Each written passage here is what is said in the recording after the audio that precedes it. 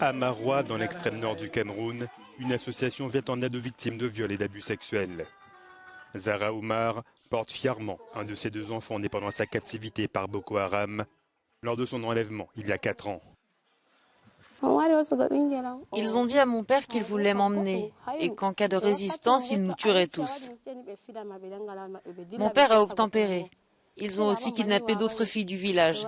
Et c'est comme ça qu'on s'est retrouvés dans la forêt de Sambisa, où je ne connaissais personne. Lorsque j'ai tenté de m'échapper, ils m'ont arrêté et m'ont battu. Celui chez qui j'étais esclave a abusé de moi et je suis tombée enceinte. Je ne mangeais que des herbes pour survivre. Même me laver était quasiment impossible parfois. Créé il y a 30 ans par Aïssa Doumara, le centre Vie de Femmes prend en charge les jeunes filles victimes de mariages forcés et de grossesses précoces.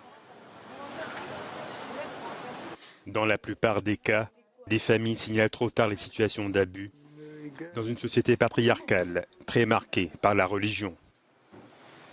Bon, les cas de viol qui nous arrivent ici, la plupart c'est quand il y a déjà une grossesse. Et quand il y a déjà une grossesse, ça veut dire que c'est aller au-delà de 72 heures, dont les pièces qui peuvent justifier sont effacées. Et parfois, le cas de viol, ce sont des cas qu'on essaie d'arranger à l'amiable. Parfois, c'est un voisin, un membre de la famille, et on a honte, la pression sociale, qu'est-ce qu'on va dire, il faut essayer d'arranger. Quand ça n'aboutit pas. Au siège de l'association de Maroua, les jeunes filles de 11 à 16 ans sont prises en charge psychologiquement. Elles y reçoivent une formation pour leur permettre une certaine autonomie.